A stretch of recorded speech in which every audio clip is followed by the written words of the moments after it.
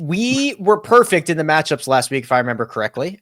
We were also pretty good in the finishing position market, if I remember correctly. So we are building a little bit of momentum as we head out of California and into Arizona. If you have never seen this before, welcome. 50 on a matchup, 30 on a finishing position, 10 each on two separate outrights, and then a $50 bonus bet, which we have been ice cold until now. Until now, we will get that figured out. Josh, produce the grid, please. Thank you very kindly.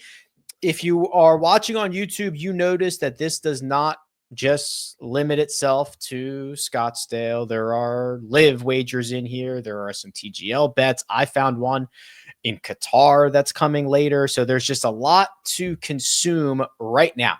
Matchups. Mark, you are the only one who gave us a traditional golfer 1 over golfer 2 matchup. So we're going to start with you, please.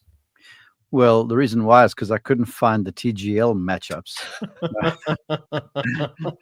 and I'm kind of thinking that Boston may come through there with McIlroy at the helm. Anyhow, I know Sam Burns is good around this golf course. I know he's had a decent start to the season, but I've just been watching Sahith Theegala lately, and he's got unfinished business at this golf course.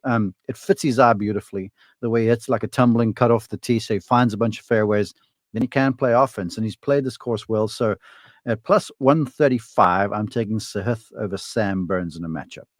All right. That is the traditional matchup that I was looking for. Greg found himself a winner last week in a group, right? Yes. And you're going back to it. Going back to a group. Now, I'm rolling with Mark here on Theegala. Wow. But this is really a function. I think Theegala will play well this week. I don't think he's been that bad. He's been making cuts, but hasn't been really near the top of a leaderboard. And it's been a little bit off. I think he's closer to getting on track than he is getting off track. Now, he's going up against Tom Kim, Corey Connors, Sepp Straka, and Ben On. Now, Tom Kim has been Mr. Every Other. All right. The pattern has been remarkable, and it's gone back to like July. Just every other week. Miscut second. It's incredible to look at. So I'm playing that card with Tom Kim. Corey Connors hasn't been the traditional Corey Connors of late. Sepp Straka is sick. We talked about this yesterday, Rick. If it follows the Ludwig path, this could be a tough week for him physically. I would never have taken it if Sepp Straka, if I felt he was 100% healthy. And Ben On has a decent record here, but hasn't been playing great lately. Hasn't been hitting it to Ben On standard. So I like Theegala at plus 360 to win this group. I believe Greg has just outed himself as a virologist, as a body rhythm mechanics guy, as everything to get himself to Sahith Theegala. The all-knowing. The all-knowing. That's right. Omniscient Greg at plus 360 for Sahith over. Again, this is a group. Tom Kim, Corey Connors, Sepp Straka, Ben On. Is that from FanDuel or DraftKings? FanDuel. From FanDuel. It is group letter. I think D. But I'm not positive. Group D, but last week. Don't quote us on that. Yes. But it is probably Group D. I went Tom Hoagie plus 175 over Keith Mitchell and Denny McCarthy. Tom Hoagie's playing well. Second shot golf course. No worries there. Now, Patrick, still undefeated in your TGL wagers, or you're down 1 now? Don't put that out there, Rick. We're still 4-0. Okay. What you have done here, and Mark has already teased the opposite side of this, so I'm a little bit nervous. But if what you picked comes true, I think that removes Rory McIlroy and the Boston Common from playoff contention, if I remember correctly, because they'd go to 0-2. What'd you pick? TV are going to fix this. I went with LAGC. That's a good point, Mark. I didn't think about the overlords changing the technology in between shots. I did go with LAGC minus 120 over Boston Common, though. And here's the reason why. Rory McIlroy was hungover Monday morning following his win. He put his own evidence out there with his Whoop score, just flaunting that for everyone to see with a couple wine emojis. He really is LeBron James. Keegan Bradley, he's Keegan, but he didn't play great last week, and he didn't play great at the simulator. Adam Scott didn't really either. And then LAGC, we got Justin Rose. He's going to keep that intensity rolling from Pebble Beach, number 18, when he celebrated like he won the U.S. Open. We got Colin Morikawa, the dome golfer himself, and then Fairway Jesus to squash McIlroy. So I'm going to roll with LAGC -120 over the Boston Commoners. I like Mark's side, I think. I think it's you gotta have these. I didn't feel good about this one. I didn't feel good about this one. Come on, Patrick. Kiz spilled the beans the other day. He goes, TV told us to keep this thing close. Yeah, and I mean, I'm a little concerned. I will say, I think Tom Kim mentioned, or maybe Kisner, that it can't read a fade, the machine. So that'll be interesting to watch too. I don't know who that favors, but I think LAG. Probably not Colin Morikawa. Or Justin Rose. Or Rose. -120 though. He's going to pay the can't read a draw for LAGC over Boston Common. Finishing positions, we've got a top 10, a top 30, and 2 top 40s. Oh, look at this group of names. We've got basically the whole world covered here. Mark, let's start with your top 40 for this week. Love a top 40 bet, and I'm reaching way down the list to a boy who goes to college there in the greater Phoenix area. He's the reigning U.S. amateur champion, Jose Ballester. This kid is real. And playing at a golf course, I'm sure ASU play a lot. We've seen amateurs in this field before play really well. John Rahm springs to mind, but there's been some others that have come through there during their time at Arizona State. So I just feel like Ballester goes and swings free like he does. He's long. He's dynamic. I think he's going to absolutely relish the crowds out there. They're going to love him right back. And I think top 40 is going to be an easy spin at +280.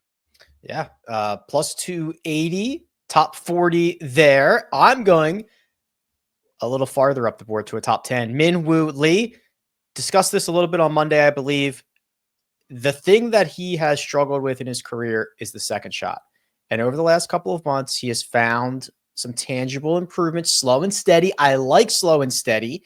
Given to me at 5-1 to finish inside the top 10. Greg, your selection to finish inside the top 30 is a golfer that makes me very happy that you are now going to tell the people why he is going to play well this week. That is Tom Hoge. Yeah. Now, Tom Hoge has made the cut at the Phoenix Open 4 times. 3 of those have been inside the top 30. He's missed 3 cuts here as well. I don't believe he's at missed cut risk this week because he's playing well. 5 straight events, he's gained over 2.5 shots approaching the green. 3 out of his last 4, he's gained a shot or more on the greens. 4 out of his last 4, he's gained shots around the green, and he's driving the ball a little bit better too. Much more accurate the last couple of weeks. Tom Hoge, his game is looking complete right now. I think top 30 maybe on the passive side for him, but I'm taking that at +170. Oh, on the passive side, this is one where he finishes second and we have him on the board as a top 30. I'd love it. Love it. Could have squeezed some more juice out of there. Patrick, you also have a top 40 for this week. Who, please? So this guy recently liked a post on the Golf on CBS account of us 3 talking about Jason Day's attire, where the comments are everywhere from Karen's agreeing with us and other people being like, wow, 3 grown men dressed like that are commenting on Jason Day's I didn't attire? see that. Is that Oh true? That's funny.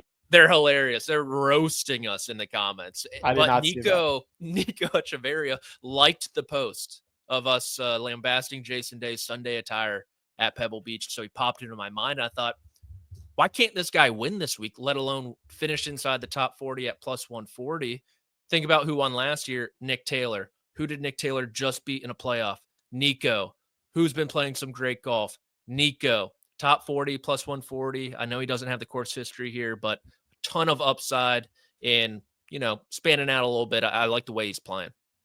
Is that the first time that a golfer has liked his way onto the grid? Potentially. I'm very easy to please. Min-Woo top 10. Nico and Jose Ballester to finish inside the top 40. Tom Hoagie, top 30 are the finishing positions. Now, this is where things are going to get a little bit freaky here because we've got two separate outrights. We might see an opportunity. We're definitely going to see an opportunity to go for the perfect grid. We've got a live golf wager in here. We have some markets that are without Scotty Scheffler in them. So we'll get this done right, but I'll make sure to clarify everything that we've got. Mark, your two wagers for outrights this week are both in Phoenix. Please tell me who they are. First off, how can we pick an outright without a player in the field? That just doesn't settle with me. That's a market that's available. And these days with Scotty Scheffler playing, they are probably getting more handle than any time in history. Outright asterisk. Okay, mine are all players in the field, and I'm going completely chalky over here. I saw enough out of Scotty Scheffler last week, even with a rust, to get inside the top 10. So Scheffler at 30-1, and then Hideki Matsuyama, won here before, really solid around this golf course, has been playing well. So I'm going right to the top of the board. Not very good odds, but hell, I'm going with the blue chippers. Scheffler and Hideki. You know what is interesting about that asterisk money market? It still spends. Spends just the same as all I've the still other. got it somewhere in the recesses of my mind. I've still got the asterisk that lived next to my name for an entire one and done season that I won with the whole John Rahm thing. But yeah, go right ahead. I forgot about that. That's great. I have not. That's amazing. Okay. A little bit of overlap onto your card, Greg. So let's go there next. Yeah, Scotty Scheffler.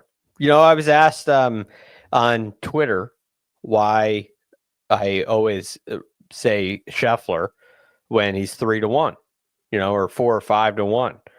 And so I said, well, wins all the time. If you did that every week, you'd be in a really good position. But I looked it up. Since he switched to the mallet putter, now after including Pebble Beach, he's played 17 events. He's won 9 of them. That is outrageous.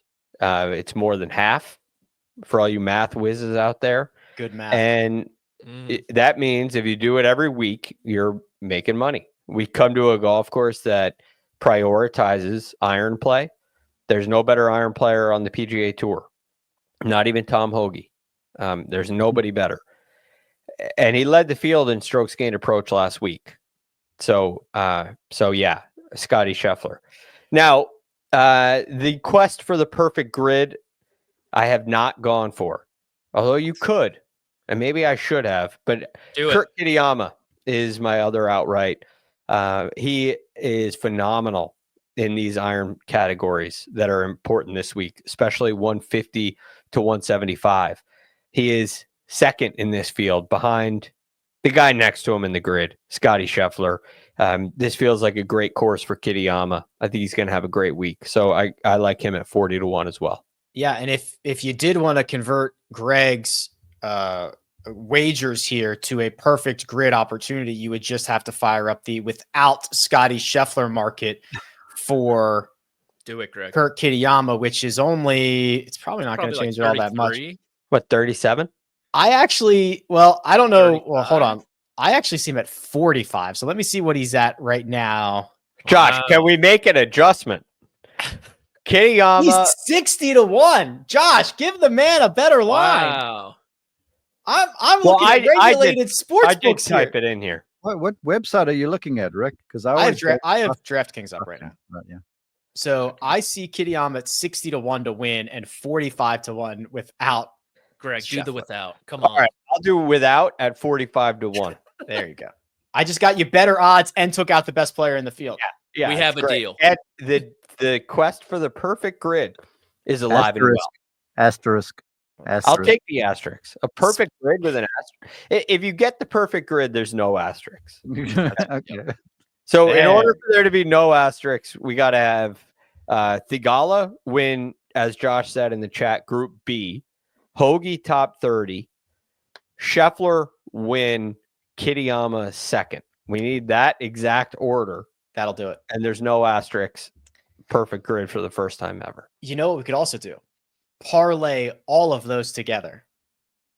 and get it to be like 10,000 to 1. So why can't I get so if I also want to part of this, can I get Hideki without Scotty Scheffler in the field? Sure. Yeah, So come on that in. would The water's Come fine. on, Josh, do it. that would 1 second ago he was upset about the asterisks, And your and odds now are he wants in 55 to 1 on Hideki Matsuyama. he is now 12 to 1 without Scotty Scheffler. Okay. So that means he has to finish first or second.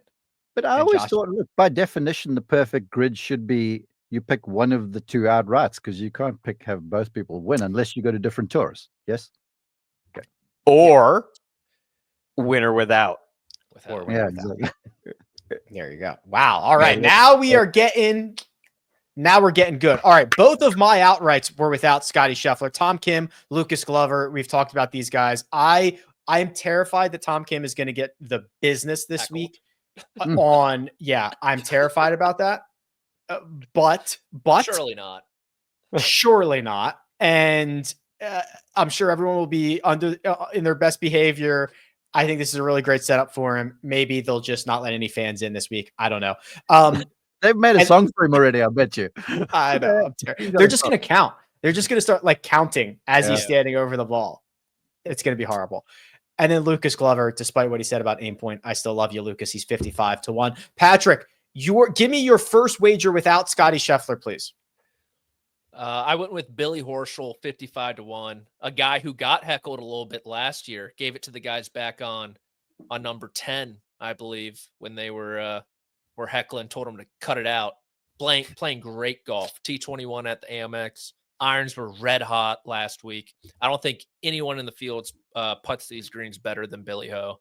And he won this past fall at the BMW PGA. So in good form, a guy who can win, especially when you don't factor in Scotty Scheffler. So give him at 55 to 1.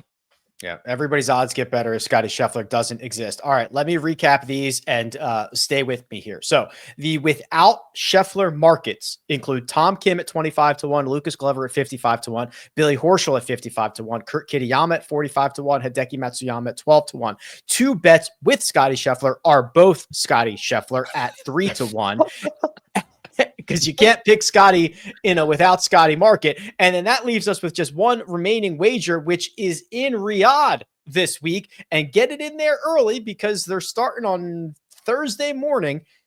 Patrick, the winner for the first event of the Live Golf season will be House Tyrrell Hatton, 7.5 to 1. I think it's going to come down between Rahm, Joaquin the Dream, and Terrell. Terrell's playing some world-class golf this past 6 to 8 months. So I think he's in for a big year. Obviously just won in Dubai in the desert, and I think he keeps it rolling. Terrell Hatton, 7.5 to 1. Statistically one of the better players of 2024 globally. Patrick thinks he keeps it rolling here in Live Golf event number 1. We go to the bonus bets, and boys, we need some green this week. Mark, please get us a winner. Shucks, I've had a few losses here in a row, a couple in a row. Yeah, Lee Hodges inside the top 40. He's a really good player. I know I've talked about this before, and he's played solidly here to start. I was watching him on the range last week. He and his coach Stephen Puryear really look like they've got things working out, and he's playing with a lot of confidence. So I think Lee inside the top 40 on a golf course where there's going to be like no real weather issues, is going to be easy picking. So Lee Hodges, top 40 plus 100. Not a great line, but I think a really good bet. That's okay. It is effectively a coin flip for Mark. I went to the DP World Tour. They're playing in Qatar for the Qatar Masters. And I went with Brandon Robinson Thompson, the Englishman, BRT, to finish inside the top 20 at plus 280. Coming off a T8 last week, has been finishing basically T12 to T22. He's on a really good run as of late. I think he continues it this week on the first two pages of the leaderboard for nearly 3 to 1. Greg, I tweeted this out about 2 weeks ago. I don't know if it is still the case, but your golfer that you have chosen here, since Sungjae Im became a full-time player on the PGA Tour, was the only golfer who has played more golf than Sungjae Im. I don't know if that's still the case because I think Sungjae played one more tournament since that tweet. But who did you pick for this week? I picked Adam Schenk. Hmm. I guess he's the Iron Man of the PGA Tour. That's right. Now, Adam Schenk had a really tough go of it last year. If you look at events, it's one thing. If you look at rounds, he probably hasn't played quite as many as Sungjae because he missed quite a few cuts last year. But it is a guy that's made it to the Tour Championship. The year before that, it was disappointing. I think he's a really good player who had a really tough time last year. And it seems like he's coming out of it. He made the cut at the RSM Classic in the fall, finished tied 53rd, then tied 6th at the Sony Open, withdrew from the American Express for back spasms, but came back to the Farmers and finished tied 25th. I like Adam Schenk for a top 40. Plus 190 if he gets it done. And Patrick, there's no other way to round out this podcast than with you giving us a vintage bonus bet. It is. I did have some trouble this week, though. It is Scotty Scheffler 3-1. I know everyone was on the edge of their seats. I thought about parlaying it with the outcome of the coin toss in the Super Bowl. I was gonna say, I was so surprised that I did not see a single Super Bowl wager on your I'll be card. honest. I thought your best bet when I read that name, I thought he was in the Super Bowl. You thought Brandon Robinson Thompson first touchdown. Yeah. Anytime touchdown. I was like, who is that guy? I got to get some money on him. But I'm looking at it. They've got heads and tails at even money both. They're being nice. They better turn to your friend and bet him next. Never lay 102 on a coin flip. Literally 50-50. I will say that in college, there's this pizza joint we'd go to on Thursday nights where you'd eat a large pizza and then you just flip a coin to see if it's free or not. And we read this Harvard study beforehand because we were broke college kids. We're like, how do we get an edge? And Harvard, the bigwigs, 51% of the time, the coin would land on whatever was facing up. And so just a heads up on that. That's user error. No pun intended. I'm feeling heads, though, for what it's worth. Unofficial play.